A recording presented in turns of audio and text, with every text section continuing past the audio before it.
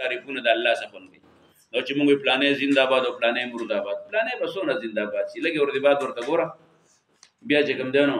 بل د لاس نه نیولې بل په وګا غستې غول ته بهيږي متیا دي نشي ټینګولای ها کڼي دي بهيږي پالجواله جامې نشي لقوله لاس نشي لقوله دا بس زنده‌باد شي د چا زنده‌باد مرده‌باد چې په دې باندې به وخت نه ضایع کوو بلکې شبه کو ټول تعریفونه لایق څوک دی الله دې نصیبت پر چا کو د الله وکړو الحمدلله رب العالمین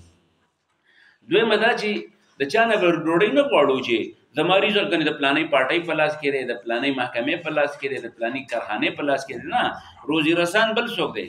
هغه څوک دی الله دی لہذا د ټول مخلوقات قانون کې او داغي ضرورتونه پوره کوونکې څوک دی الله دی هغه مونږ وایو رب العالمین دی چې رب العالمین دی درې مدا چې هغه ګوره د سینره خلکو ته غوسره بلکې هغه په خلکو باندې هر وخت مهربان دی الرحمن الرحیم دی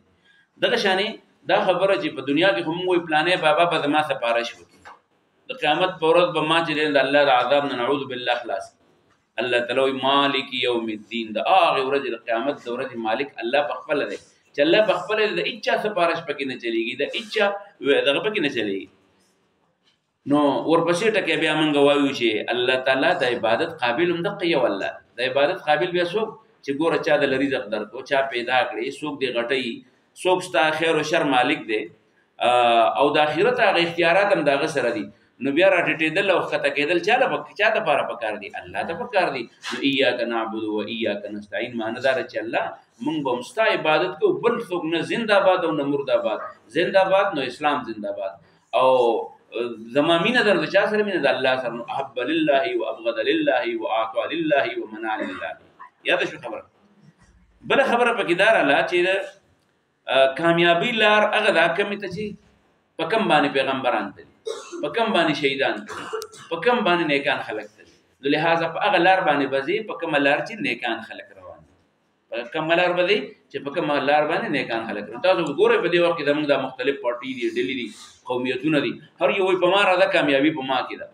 او بل بیزته کوا د بل په بیزته کې خو د بل د بیزته نه سالي خوندونه لري نه د بل بیزته کول نه پیغمبرانو بل بیزته کول نه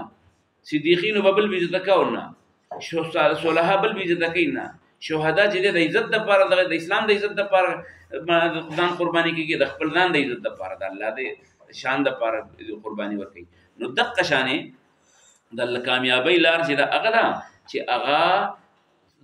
د کامیابی د چا په لاس کې د چا په اختیار کې د کامیابی په اختیار د چا کې د الله تعالی ده نو په دې وجه دعا وکړو چې اهدنا الصراط المستقیم اوس چې موږ ملګرتیا کوو تابعداري کوو تابعداري بل چا کوو تاسو ګورئ اکثر په خپل کلو کې چې کوم غټ بدمعشي خلک داغه خاطر کوي چې کوم ډیر کنزلماری او شکماری او پالاخي کې چې کوم دی په ظلم باندې مشهوري خلک بیا د عمل ملګرتیا کوي نو موږ په دې آیتونو کې دا معلومه شو چې نه موږ له تابعداري او ملګرتیا رچا کولی د تابعدارو بندگانو د چا د تابعدارو بندگانو دغه پیروي وکاو د الله چې انعامات کوم خلک دی اولا وحسن اولئک رفیقا بهترین ملګری هم د نبیان او صالحا او صدیقین دي بل خبره دا چې د سبق زموږ ته دا معلومه شو چې څوک د الله تعالی حکمونو باندې عمل نه کوي نو الله دې سکیږي ناراضه کیږي سکیږي او چې د الله تعالی د چا ناراضه شي نو کوم ته به وراچي جهنم ته به وراچي الله دې موږ ټول بچو ساتي په دې وجه باندې موږ په دنیا کې د الله د نافرمانی نظام ساتل غواړي چې جهنم ته ځته ورواله شي اخري خبره په دې سبق کې دا ده چې کوم خلک د انبیاو د صلحاو د صدیقین او د شهداو یعنی د دې خلکو سره نزي نو دا به یا د الله د غضب مستحقي کی څنګه مخکي وي او یا به در دې نه غلار نه کوګيږي با ځکه کګيږي با نو په دې بنیاد باندې د الله تعالی د نیکانو خلکو سره ملګرتیا او دغه سره ناستا دې الفاظو ته برته وښه اعوذ بالله زپنا وړم د الله سره من الشیطان الرجیم مردودنا بسم الله شروع کوم پنوم د الله الرحمن چې ډیر مهربان الرحیم او همیشه مهربان دی الحمد ټول ثنا صفاتون لله ثابت دی الله لرا رب العالمین چې پالون کې د ټول مخلوقات دی الرحمن ډیر زیات مهربان دی الرحیم او همیشه مهربان دی مالک بادشاہ دی مالک دی اختیارمند دی یوم الدین د قیامت دور دی ایاک یا الله خاص تا نعبد منګ عبادت کوو ایاک نستعين او یا الله خاص تا مدد غواړو اهدنا یا الله روان کومګه الصراط المستقیم پنه غلار باندې پر لار المستقیم سیده باندې صراط الذین پلار دغه کسانو انعمت چې تا انعام کړی دی علیهم باغی غیر المغضوب غسنه کړی شوی علیهم غی تول الضالین او نه گمراه شوی